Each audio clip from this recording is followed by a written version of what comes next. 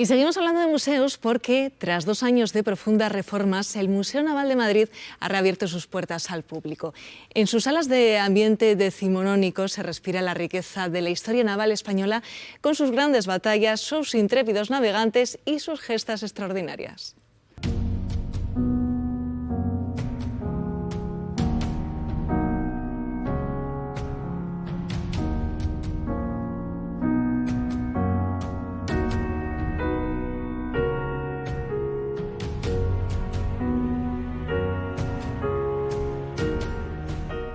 El Museo Naval es un museo estatal, depende del Ministerio de Defensa y tiene como objetivo dar a conocer la historia naval española y la contribución de la Armada a nivel social, económico, cultural, militar y también científico en el desarrollo y el progreso de España y del mundo.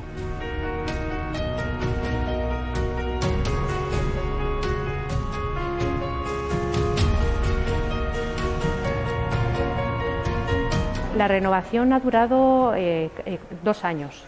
Cerramos en septiembre de 2018 y se ha abierto ahora en noviembre de 2020.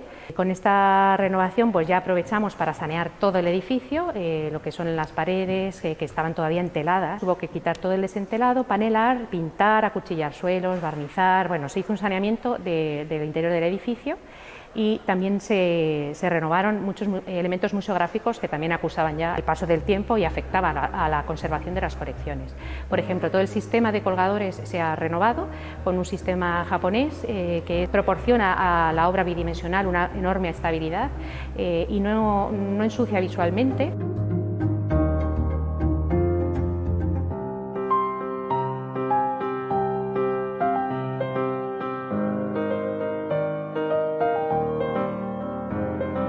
Las vitrinas nuevas también se ha buscado que sean de un diseño muy limpio para que no compitan con las antiguas vitrinas del museo, porque estas vitrinas son ya históricas y le dan a este museo ese carácter y ese aire decimonónico que es muy apreciado y además muy demandado por el público. Toda la cartelería se ha renovado también y bueno, creo que el resultado ha sido muy bueno y me parece que la acogida del público lo corrobora.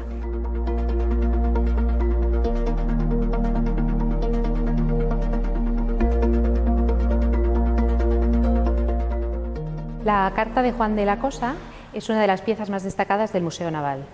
Es el documento cartográfico más antiguo donde se representa por primera vez el continente americano. Fue realizada en 1500 por Juan de la Cosa en el puerto de Santa María, como se puede leer en la inscripción que aparece en la parte más estrecha de la carta. Se representa en la línea del Ecuador, el trópico de Cáncer y la línea, este meridiano de las Azores, que era lo que se había establecido en el Tratado de Tordesillas como límite de separación entre el territorio de dominio portugués y el español. La zona de América está toda pintada de color verde, probablemente alude a esa frondosidad de las selvas tropicales que tanto impresionó a los europeos.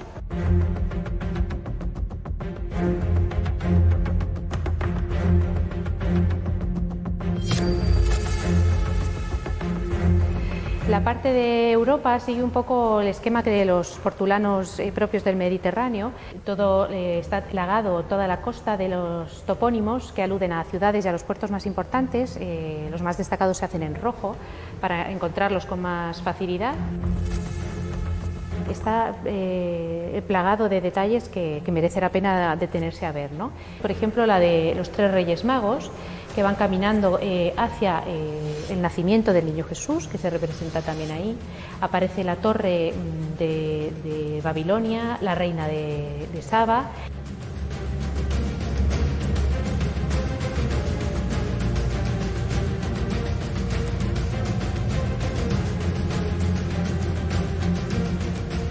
Bueno, la expedición comandada por Magallanes, que dio lugar a lo que fue la primera vuelta al mundo, comenzó en Sevilla en 1519.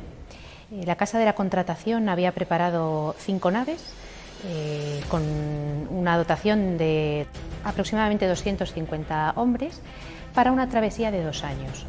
Bueno, pues al final la travesía duró 3 años, Llegaron a Sevilla de nuevo una sola nave con 18 supervivientes.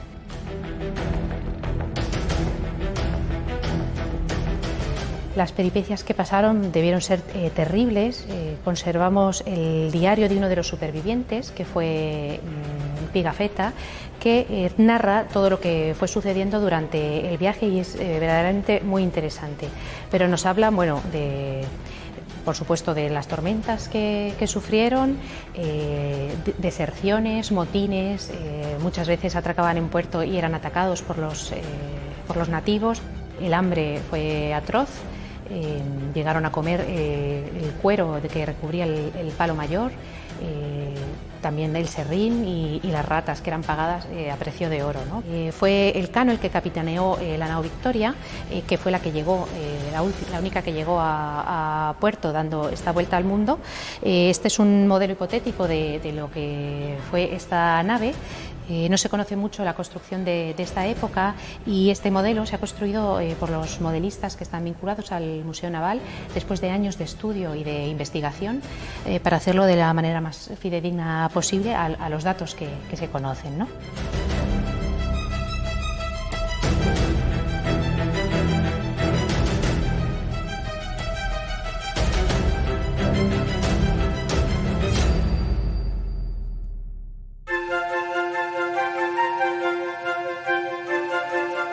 El museo, entre todas sus colecciones, tiene una colección de arqueología subacuática y dentro de ella destaca por el volumen y por el excepcional interés todo lo que provino del pecio de la nao San Diego, que se hundió en 1600 frente a la isla Fortuna en Filipinas. En esta sala dedicada a la nao San Diego y a los intercambios culturales y a la defensa de esas rutas comerciales, se exponen muchos ejemplos de cómo se vivía a bordo, de lo que se comía, cómo se cocinaba, el ajuar que utilizaban los comandantes.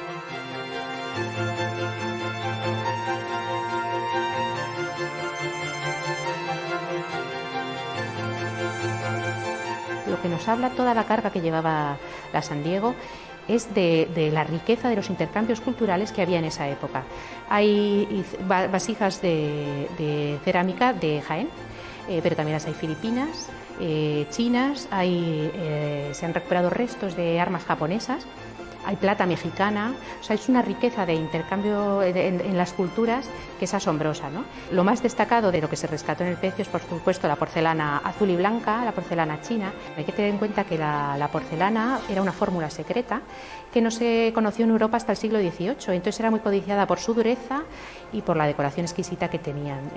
Se hacía en los hornos de China, unos hornos, los de Jintenzhen, que eran una verdadera ciudad amurallada. De hecho, si se veía alguno de los productores de cerámica hablar con algún extranjero, era justiciado. Hoy en día también es la cerámica azul y blanca es una de las más buscadas por los coleccionistas.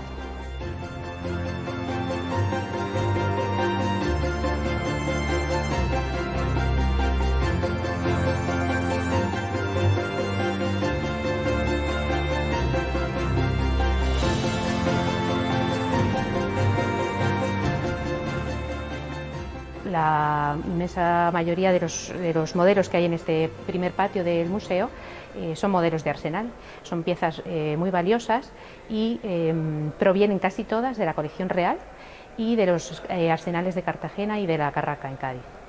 Un modelo de arsenal, o también llamado modelo de astillero, es un verdadero prototipo del barco que se tiene intención de construir. Se realizaba y se presentaba junto con los planos de ingeniería para que la Junta de Constructores aprobara la construcción del barco en sí.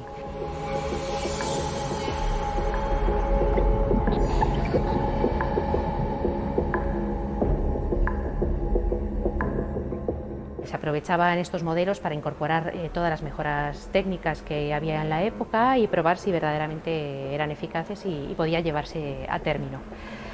Por eso muchas veces los modelos de arsenal están construidos a tan gran escala y muchas veces están sin forrar algunas de sus partes, por ejemplo la cubierta o el casco, de manera que se pueda ver toda la estructura interior del modelo.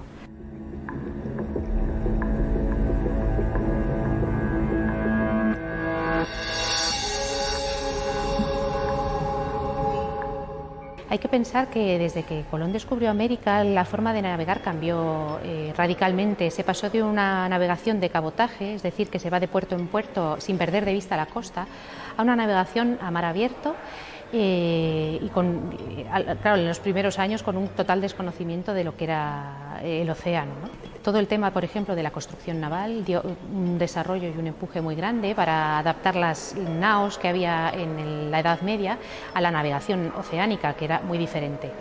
En la parte de instrumentos científicos sufrió también un enorme desarrollo. Por ejemplo, uno de los instrumentos que tenemos aquí es el Compendio Astronómico de Felipe II. Es un estuche de muy pequeño tamaño, apenas 12 centímetros de cada lado, que contiene dentro todos los instrumentos que se conocían en la época. Tiene un mapa austral y otro boreal, tiene un cuadrante, un astrolabio, una brújula. La verdad que es una verdadera joya y se cree que se regaló a Felipe II, fue un encargo de Felipe II, y demuestra el coleccionismo que había y el interés por estos instrumentos científicos en los siglos XVI y XVII.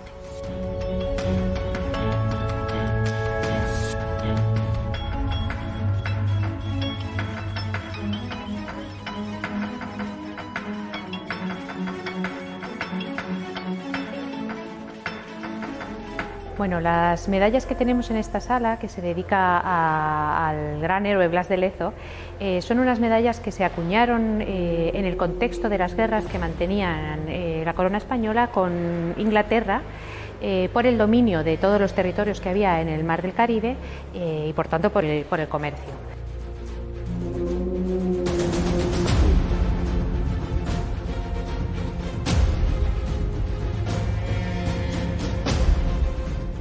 El almirante Vernon armó una flota como la que no había navegado nunca en el Mar del Caribe, unos 139 navíos con 20.000 hombres a bordo, y atacó una de las plazas fuertes de toda esta parte de Panamá, que era el puerto de Cartagena de Indias. Era la llave de entrada a la América española. Enseguida vio su triunfo, mandó un navío de vuelta para Inglaterra a anunciar ese triunfo. Se acuñaron otra vez monedas de esa rendición de los españoles, pero esa rendición no se produjo porque el almirante Vernon no contó con la valentía y bueno, pues que iba Blas de Lezo, ¿no? Capitaneando esta resistencia. Un Blas de Lezo que, por cierto, ya había perdido un brazo, una pierna y un ojo, pero aún así pudieron resistir durante un mes de batallas a los ingleses, que tuvieron que retirarse. Y esas medallas son testimonio de un hecho que finalmente no ocurrió. Y bueno, en muchas de ellas está grabado el orgullo español humillado ante el almirante Vernon, ¿no? Cuando en realidad fue todo lo contrario.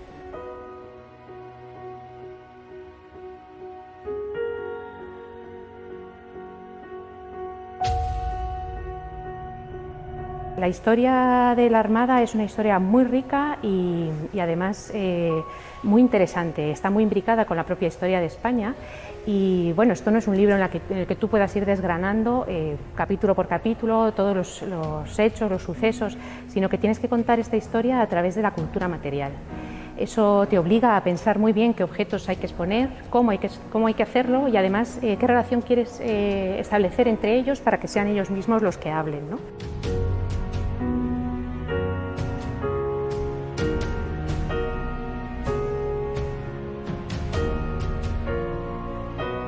Yo creo que podría decirse que el Museo Naval es el mejor del mundo en su tema, porque tiene unas colecciones que son verdaderamente de primera categoría, sobre todo la colección de construcción naval y la de instrumentos científicos y, por supuesto, la de cartografía. La colección de cartografía es de referencia mundial para el estudio cartográfico, no solo por la carta de Juan de la Cosa, también por sus portulanos, sus mapas, sus atlas y los globos terráqueos que tiene.